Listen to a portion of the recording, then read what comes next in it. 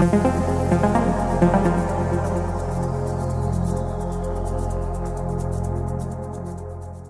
everyone, my name is Ian Keynes. I'm here with the magazine editorial team from Funktasy Magazine. On this episode of Funktasy Unmuted, we'll be discussing overconsumption in fashion, such as overshopping for clothes and the waste of beauty products. We'll also touch on overconsumption of social media and the rapidly changing trends.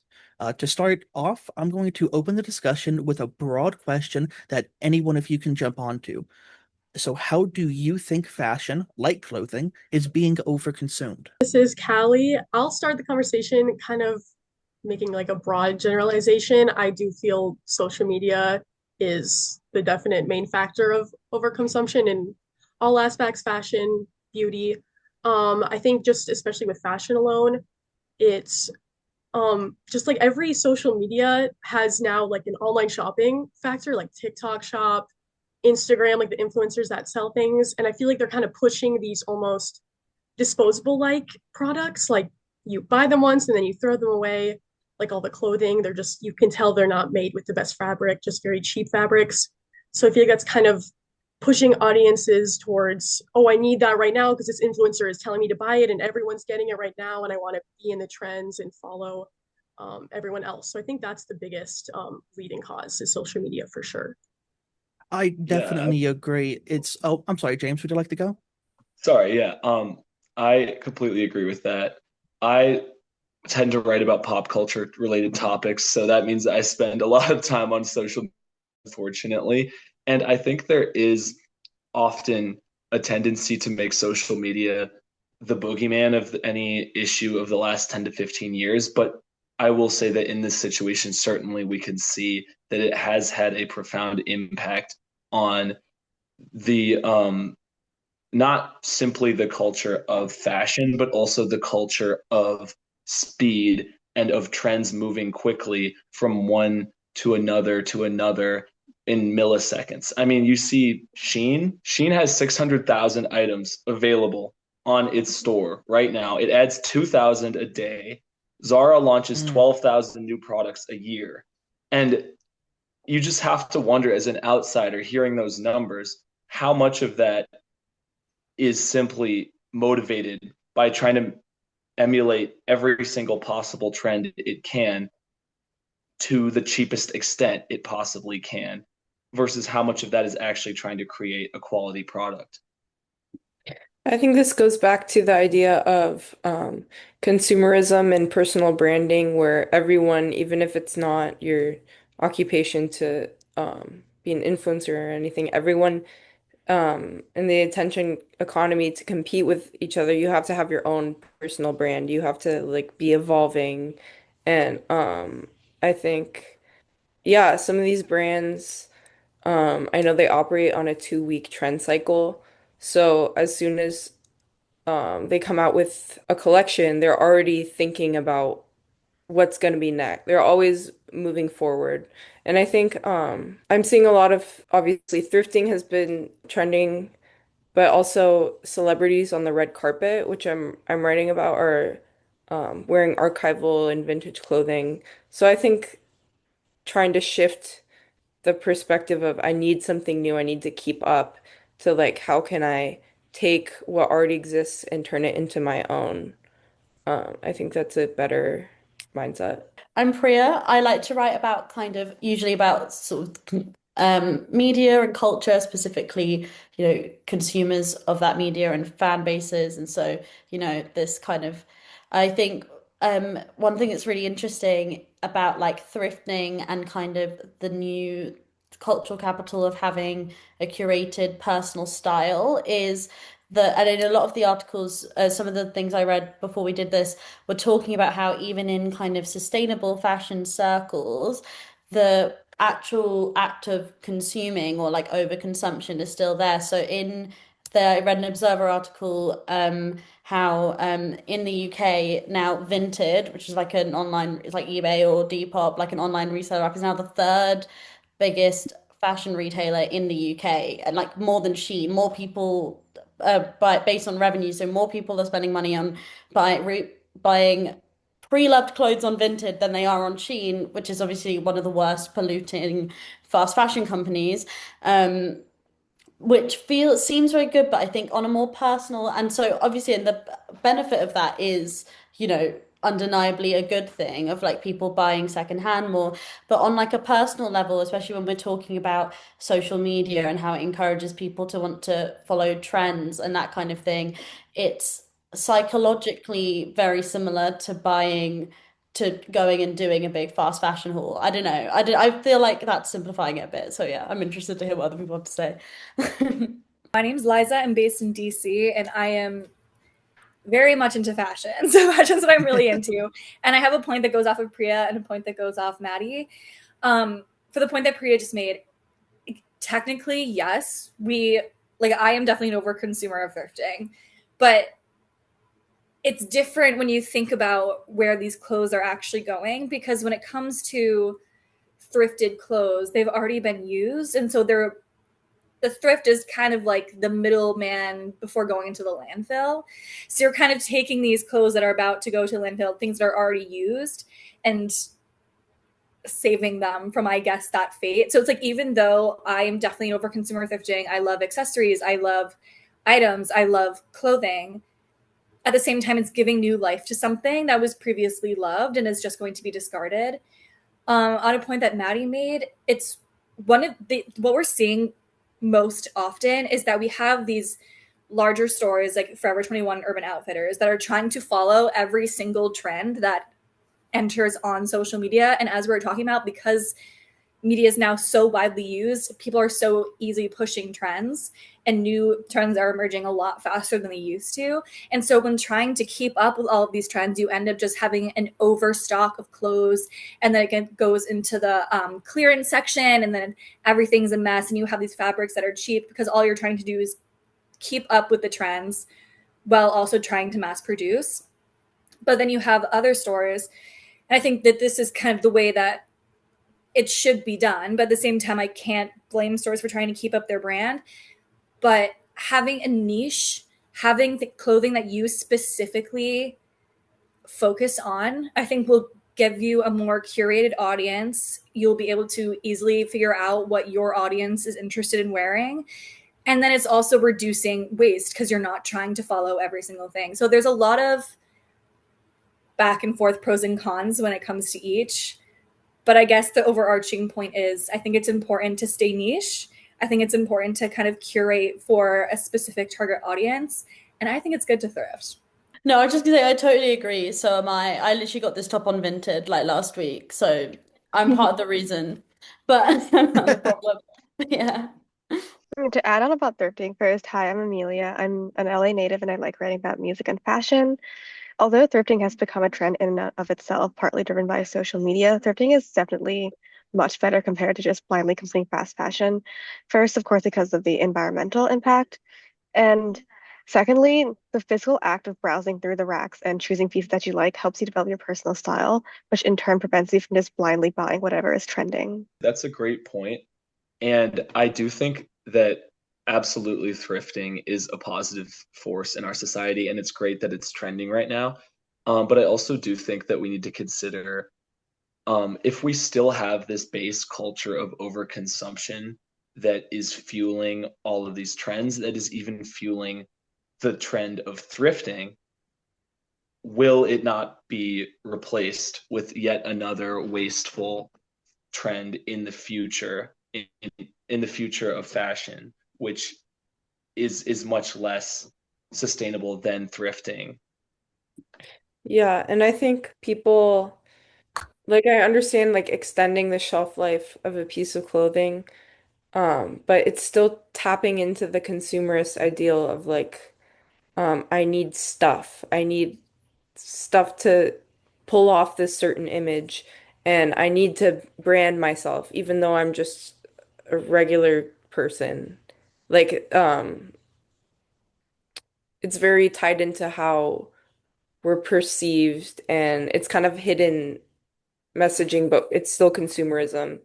Um, yeah, and I think, um, yeah, I understand the extending the life of a piece of clothing, but at the end of the day, it's still going to the landfill and it's not like reversing any environmental impact, you know. It still was manufactured and the dyes were spilled into the ocean and the water was used and the people were exploited to make it. So I think that can be kind of a distraction from targeting clothes being produced in the first place and trying to reduce that, not just go thrifting instead. Yeah, like Maddie, what you're saying is at least what I think you're saying, and I completely agree with you, is that like the source is the fast fashion clothes and the clothes that are going directly into the stores. But with this overconsumerism, because we're getting so many in stores, so many of it isn't being used. We're buying so much, it's then going to the thrift store. Then it's being thrown away if it's not used. So it's like if we start, it has to kind of start from us and us not consuming as much.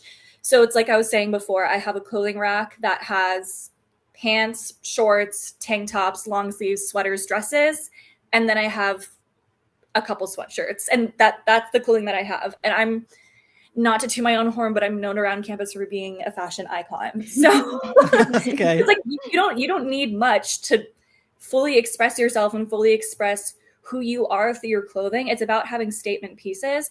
And I think that, like Maddie is saying, I completely agree. It does come from the start, the source, which is us. So we are other consumers. And so whether it's talking about thrifting or stores that engage in fast fashion, our behavior is promoting this overconsumption and this overproduction.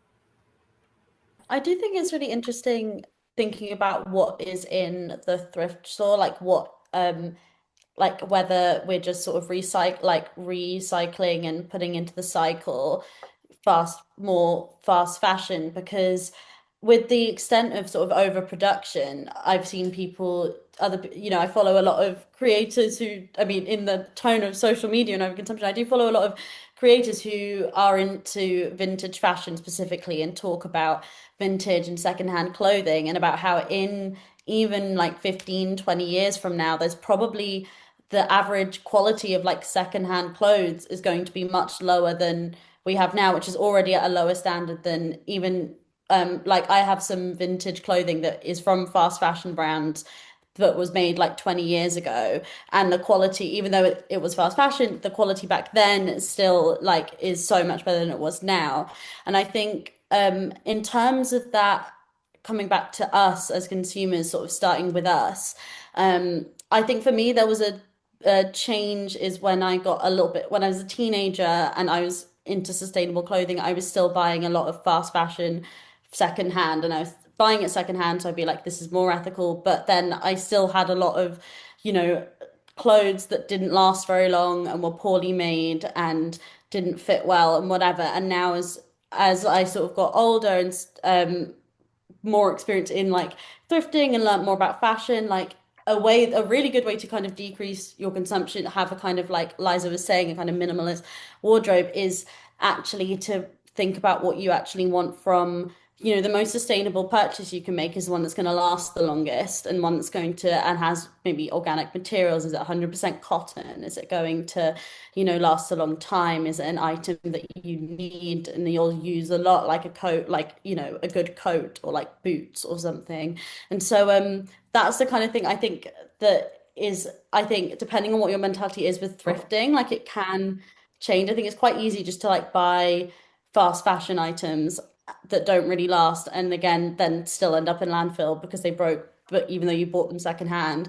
And it's like trying to keep the cycle, trying to keep sort of good quality clothes in the cycle is like another thing, which I think is quite interesting. Yeah. Hi, I'm Fiorella, and I also like writing about pop culture. But I definitely think that our shopping habits are affected by like consumer behavior and how we actually approach our shopping, our intentions, and how mindful we are about it. I think whether you're shopping like fast fashion, slow fashion, or thrifting, if you're going in it with the mindset of I'm just going to buy as much as I can and throw it out once I'm tired of it, it's still ultimately bad for the environment and an unsuccessful sustainable shopping spree. And I think that's when it really goes back to building personal style and curating your own closet. Because I think if you're really happy with what you have, kind of like what Liza was saying, and knowing your style and feeling happy with those pieces, then you're less incentivized to actually go outside and buy an influx of clothing. Yeah, but I agree on the environmental part of that of like there's an illusion that we're helping the environment, but really we're just slowing down a process that was already going to happen. Like these clothes were going to end up in the landfills regardless. And I think um I do agree that there's like part of the responsibility is on the consumer, but ultimately it's who it's capitalism. It's like these Mhm. brands that own these mega brands um that operate by like they know what they're doing psychologically and they play into that of meeting the desires of the customer, and there needs to be laws about their practices, how they treat their workers, um about maybe limits to production and other things. Found an article from earth.org which talks about the environmental impacts of fast fashion, also mentions how dangerous and ethical the conditions are for the workers who make these garments. So I think that's also an important thing to note.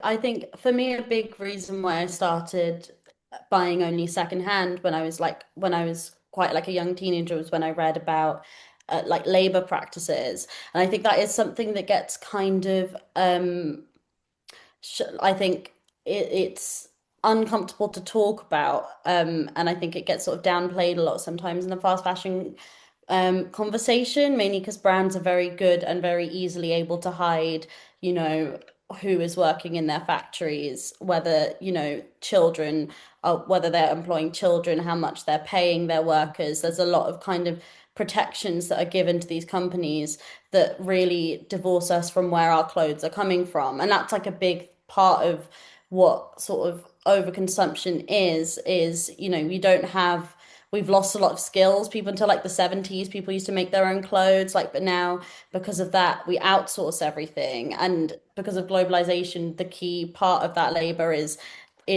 just out of sight, out of mind. And so it's very easy to just keep going and getting more stuff when it feels like it just, you know, you can order something online that appears at your door like it kind of arrived out of nowhere. And I think that's a big th like I think if we were more in touch with where our clothes came from, who was making them, and I think that's also a really big draw for vintage fashion. Definitely for me, is sort of feeling like the item of clothing you're wearing has a history, it has a past, especially if you're wearing something that was handmade or, you know, it was from a particular like designer that you've got it really cheap because you got it from a charity shop. So it's like I think, yeah, I feel like that's something that actually has a more, I don't think we realize how much it makes a difference when you sort, and it's the same with any kind of product really. I mean, there's a lot now like that in the Western world that we don't see from the process from start to finish, and so it's easy to kind of not think about where it comes from, and that really alters our consumer habits in a lot of ways. It's one of those things that for pretty much any form of production in the world, whether it's producing clothes, technology, um, uh, accessories like jewelry, you never really want to think about how it's being made, or more specifically, who is making it, mainly because companies will just plaster maybe who designed it, who sponsors it, stuff like that, but never who actually puts the metal together, sews the fabric together. Um, and on the topic of kind of waste throughout like the fast fashion whole trend and industry, and it going into the landfill. I had mentioned before to you guys a stat from World Metric in which 40% of consumers dispose of clothes within a year of purchase, and then an average consumer keeps garments for only 5.2 months, like less than half a year. And it's also interesting to think that, well, it's easy to think that fast fashion is uh only for like the name brand things, that if you're buying thrifting stuff, it will ultimately like do more good. But Maddie did make a point that overall that clothing was still going to make its way into the landfill. And if it doesn't make its way into the landfill, then those clothes will eventually make it into the thrift store. So it also brings up the fact that staying more mindful of um how you sustain the clothing in your own closet, how important that actually is. Yeah, just going off of that point, kind of like Priya and Ian were saying, I think that a lot of the unethical labor practices behind fast fashion tends to be glossed over. And kind of like you guys were saying, it's just easier to not think about it. Popular phrase, ignorance is bliss. It's easier to not sit with that discomfort than realize that you're kind of contributing to a really evil process in making fashion. But I think sitting with that discomfort is a part of informing our shopping decisions and making more mindful choices.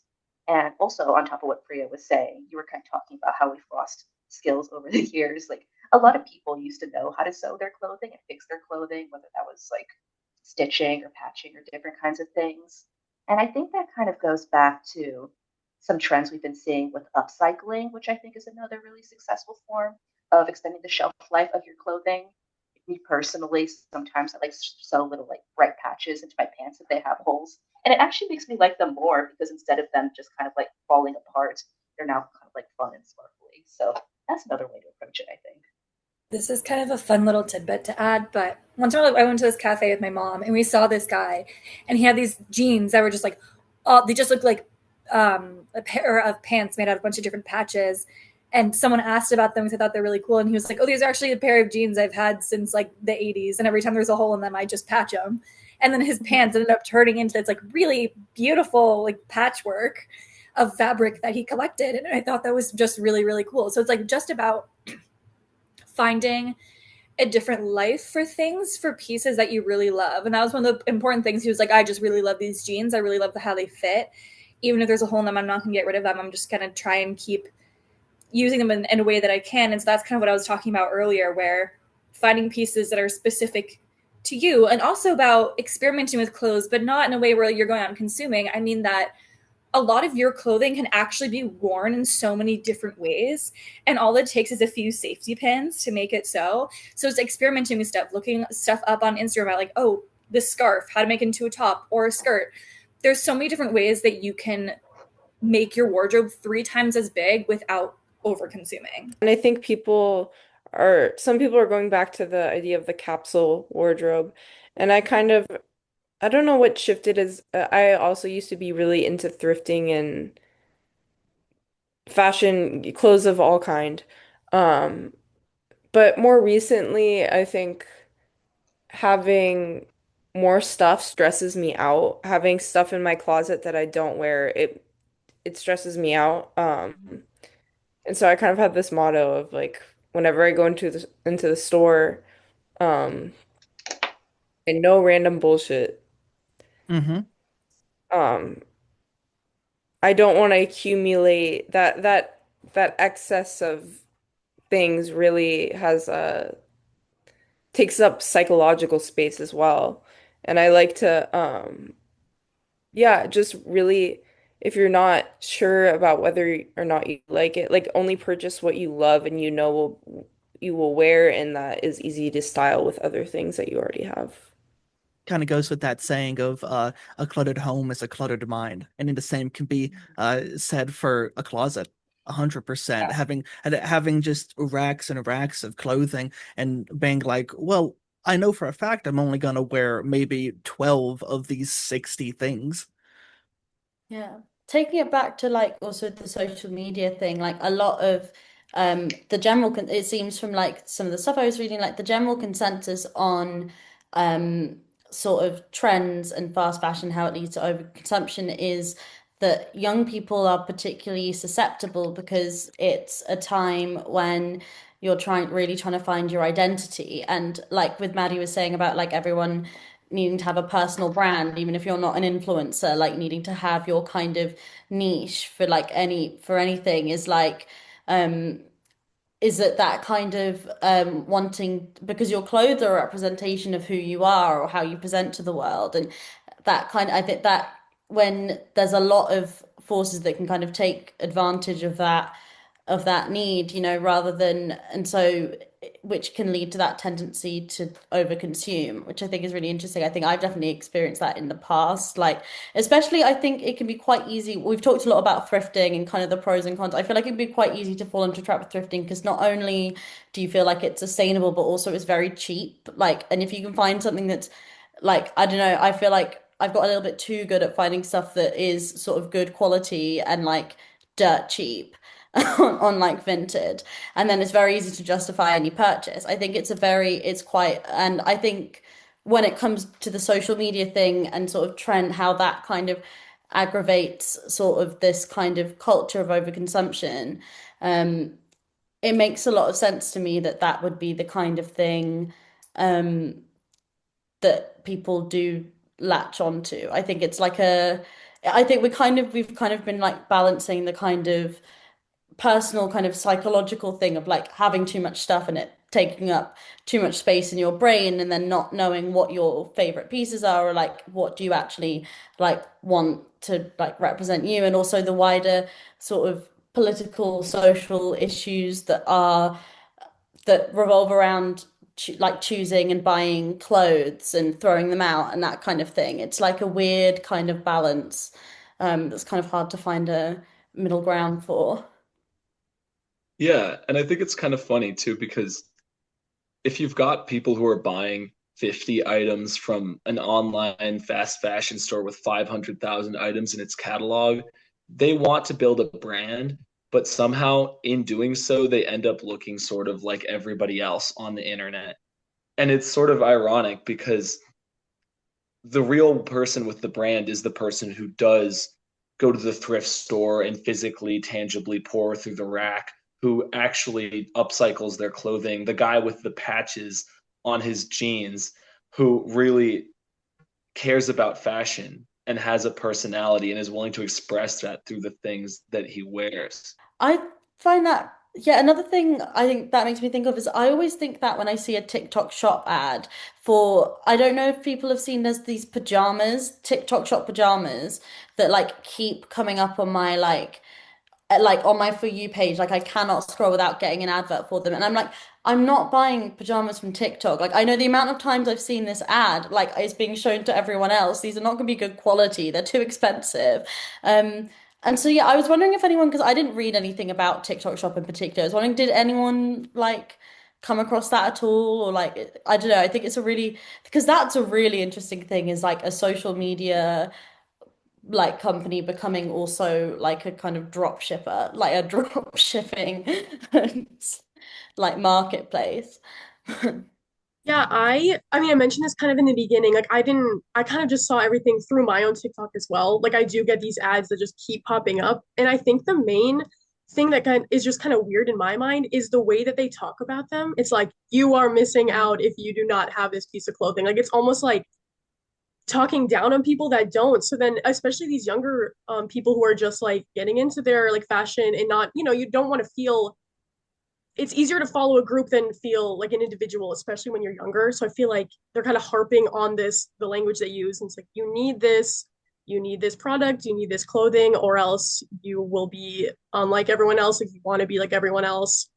So I think the language that people are using, especially in TikTok shop, is a big thing of the overarching like overconsumption because it's making people want to, because it's like, oh shoot, like everyone is buying this thing, like I need to buy it as well. So I think that's kind of the biggest thing that I found. I do hate to cut everyone off, but I think we have reached the end of this episode of Funktasy Unmuted. That was an excellent discussion about fast fashion and the overconsumption of fashion clothing, and how social media and trends certainly fuel that kind of fire. Who knows what we will discuss on the next episode? Thank you for your input, everyone. We will see you next time. Everyone say bye. Bye. Bye. Bye. Like and subscribe. Yeah, like and subscribe. Yeah.